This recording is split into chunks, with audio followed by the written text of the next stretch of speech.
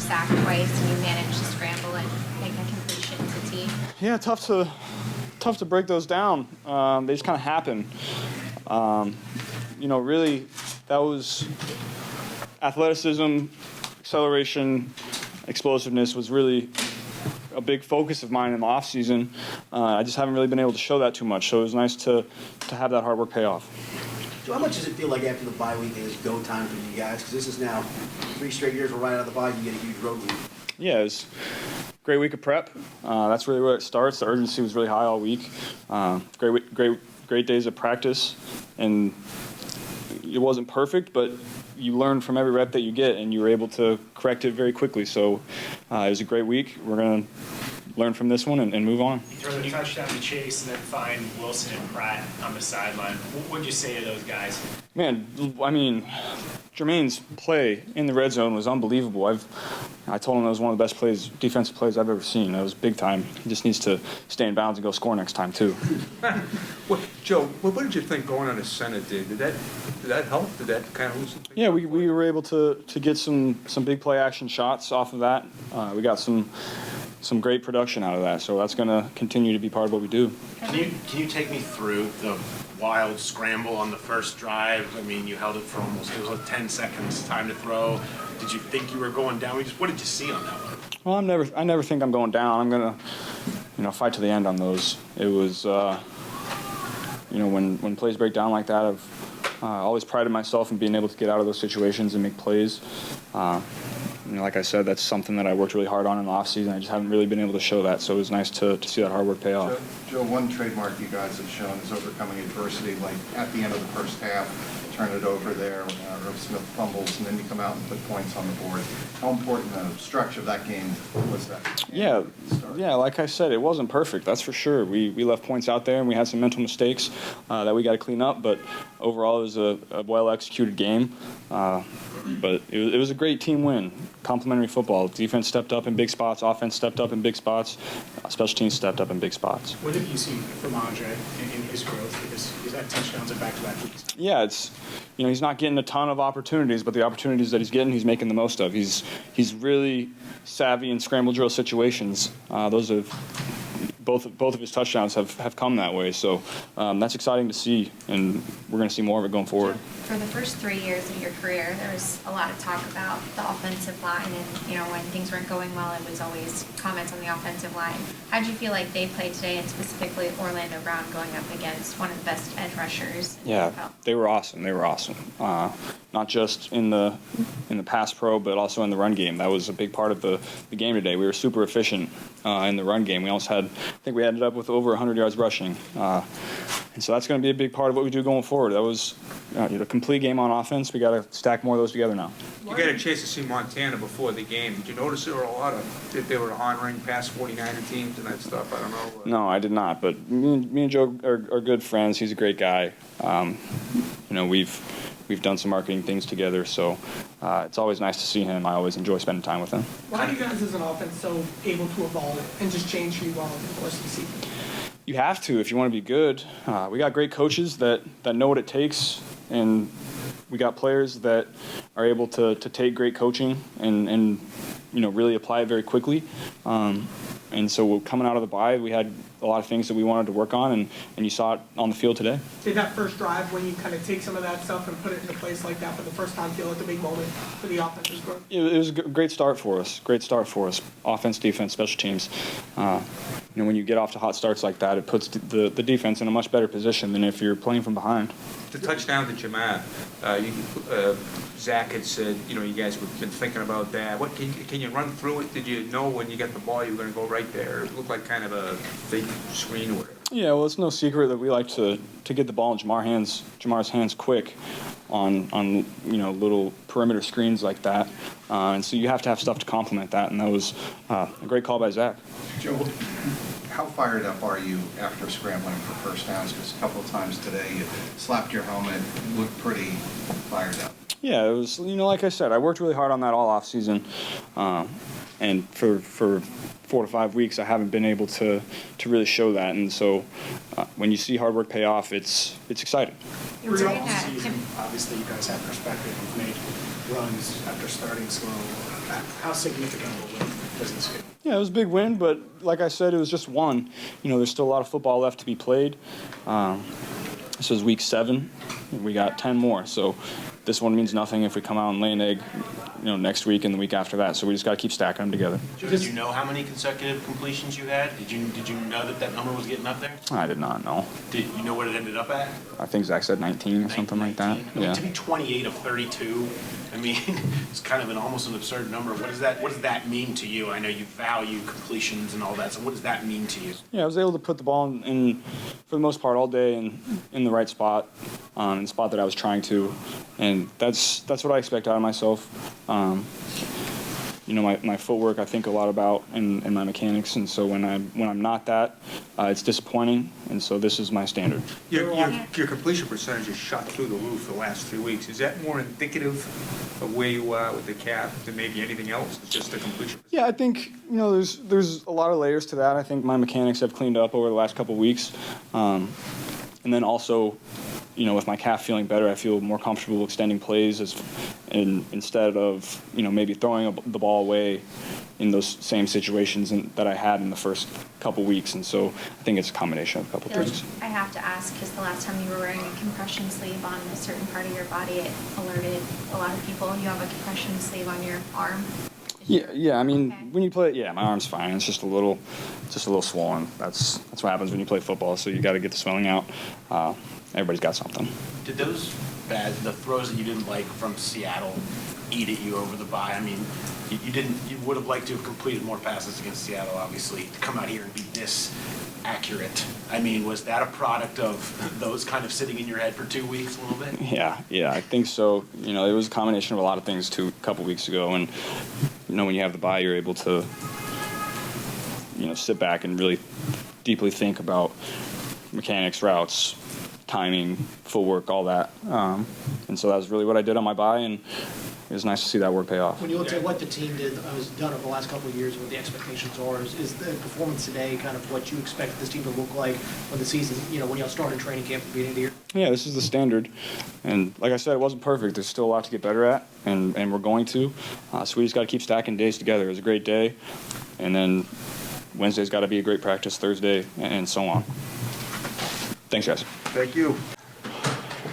Go ahead. What did you like most about the way your team came out of the bye and played today on the road? That was our first real complete game by our team. That's how we're meant to play. And again, our team meetings this week was this is I know it's not even Halloween yet, but this is November football for us when you go on the road and play the 49ers, a team that's had a ton of success over the last couple of years in this league that we have a ton of respect for. So proud of the way that our guys fought, proud of the way they controlled the game in the second half, and were able to get us this win. What can you say about Joe Burrow today? What stood out the most, maybe even beyond the numbers? 19 consecutive completions is pretty good, but that typically means that everybody else is doing their job as well. And this was a big challenge for our offensive line, big challenge for our backs and our tight ends as well. They rose to that challenge. They were where they needed to be. They did a great job giving him a pocket he could work with. Great job by our receivers playing on time and being where they needed to be so he could find them. That extension, on the first 3rd and 10, that T made himself available and got that big. That really catapulted us into the game. We sit here and talk about these games that we've lost, and it was those plays that we didn't make early in the game. And so that's a play that jumpstarts you, and you end up scoring a touchdown. And that's really what it comes down to. What do you think about the way he moved? I mean, that was an unbelievable move, but then the way he ran. I mean, what was going through your mind? Yeah, I don't use that word unbelievable anymore, really, to be honest with you. But that first one, I'm joking because that's just kind of what you come to expect. And it's just a great job. I'm sure he's feeling pretty good. I'm sure he's going to be pretty sore, but just a good job with him never quitting on a play and keeping it alive. And again, I've learned just to keep my mouth shut, not say anything, not think anything negative while he's back there in the pocket moving around. You've just learned a lesson year 4 here. But again, that was a big play, and he did a good job with his feet. He did a good job versus 2-man running through. That's the best play you can get. Did a good job checking to a quarterback draw on a big 3rd down. So again, those are just things that he's year 4 here. He's stepping up and recognizing coverages and knowing how to attack them with his feet when he needs to. What's about Pratt and Wilson? we wouldn't trade him out for anybody. There's a lot of good linebacker duos in this league. We wouldn't trade that pair for anybody. And for both those guys to step up and get takeaways, Jermaine's was down in the low red, first and goal in the 8. Unbelievable pick. I didn't see Logan's. I was over there talking to Burrow, but I'm sure that was great too. I saw the stat, in my post game that he's got the most picks by a linebacker since 2020. That's just great ball skills. That's the receiver / safety that he's gotten his skill set over there from Wyoming in high school, and just really, really proud of the way that those two guys played. How about the way your team was able to win here at San Francisco? They hadn't lost a game this season. They only lost one game last year. They had won 11 in a row. And that's things we feed our players, because this is the type of team that responds to that. They want to hear that. They want to hear that Buffalo had one home loss in the playoffs in their history. They want to hear that this team's, won 11 in a row at home, because someone's got to beat them, and it's going to be us, So I think that's just kind of the edge that these guys play with. They want that information to fuel them, and they responded how I assumed that they would. Zach, what did going under center maybe unlock for you guys today that you haven't been able to do because you haven't been able to do it? Yeah, there's just some things that we felt like we could do to attack them, and felt like our guys did a great job executing. We kind of had a plethora. That's a fun word I haven't used yet up here. A variation of things that we could do there, and I thought our guys did a great job. Finished really with the same run there a couple plays in a row. Our guys were just doing a great job blocking it. That Mixon scored on, and really proud of the way that those guys. I mean, that's tough. That's tough to block the same play 3 times in a row, and our guys responded the right way. And Mixon made a great cut and scored a big touchdown there. Burrow's touchdown to Chase there, the slot fade, Yeah. fake screen or whatever. Was that a play that you were saving for a moment, right after the interception, right there in scoring range? Were you sitting on that all day, or what was the background on that pick? It almost come up, the play we hit Chase with at the end of the 2-minute drive that got us down inside the 10. It was kind of toggling between those two, and we chose the one that was a big gain for us. And just came back at the right moment. That play was a suggestion by somebody on the headset. I don't know who to give credit to, but that's a good spot for it. That was Brian and Troy early in the week putting that play in based on something they saw, and it was a good job just by our coaching staff finding the right moment to get to that play, and Joe and Jamar and TB did a great job selling it and getting to it. Was the idea at the start of the season was that the offense would always kind of look like it did today, and Burrow and everything just kind of had to get here? Maybe a bigger change. This is what we know we're capable of, and we left some stuff on the field. We left, it was tough. The field goal that we missed, we put Evan in a tough spot. We knew in warm-ups that was the tough direction. That was a tough distance. I think we had a sack that kind of took us out of rhythm there. That was a tough one, and then he drained the 56-yarder going the other way. But I don't remember what your question was now. What the offense looked like. Yeah. Specifically from an under center perspective. Just Burrow couldn't do it, you said. I think it just gives us more variation, more things for teams to work on. But again, I thought that the team executed really well versus a team that you're going to have to execute well to beat. You're not just going to get free plays against them. They're going to make you earn everything. I thought they did a really good job adjusting coming out of halftime and making things challenging for us. And so, again, our guys found a way to respond and found a way to make some plays, and was proud of the response that we had there. You got a game here, you run for 134, you only give up 3 sacks, extra special to get him this win. Say that one more time. For Coach Pollock, get him back Yeah. here and to run it like this and to protect like that, what does it mean? Yeah. Coach to coach. Yeah, that is, for a guy that played for the Niners like that, I'm sure brings back a lot of memories for him. And it's cool that, the guys played hard for him. They always play hard for him. But that's a cool moment that I'm sure Frank has. I'm sure he got a chance to see a lot of people. Troy Walters played at Stanford, Blitnikoff winner. So we've got a lot of guys with ties, 6 players with Northern Cal ties as well, 7 really, Mike Thomas. This is a meaningful stop for a lot of our coaches and players here. Does this feel like the form that kind of led y'all to deep playoff runs last couple of years, what y'all showed today? I think we played a good game. There's going to be things that we have to clean up. We're not just going to gloss over those. But again, I just like how our team responded in different moments. And you look in the second half, offense starting the half with 3 points, defense creating turnovers in the second half, getting big stops. Offense responding up 7 we need a touchdown. We don't need a field goal. We need a touchdown and find a way to finish it off. And Evan coming through on some big kicks. Special teams stepping up big on coverage. And so just really proud of our team. It wasn't perfect, but really proud of the way that they came together and took control of the game in the second half. Did Hendrickson, obviously he gave you something to get hurt, Yeah. came back, did he talk himself in? What was going on? Yeah, we had a couple injuries where guys just got stepped on. Just coincidentally, guys got stepped on. I'm sure he's really sore. I'm sure it wasn't easy for him. There's probably some limitations he dealt with there in the second half. But I can think of a few times where guys maybe got hit on the side or stepped on, and so nothing hopefully significant there. You had so many plays that were obviously great today, but the fumble before halftime you couldn't have liked. What went into that play call, first of all, and what was the kind of the message afterwards about, were you worried that could be a difference maker in the game? To take points off the board, is bothersome, obviously. In hindsight, yeah, here's what you got to look at. What's your process you're following? So I like the play call from a process standpoint.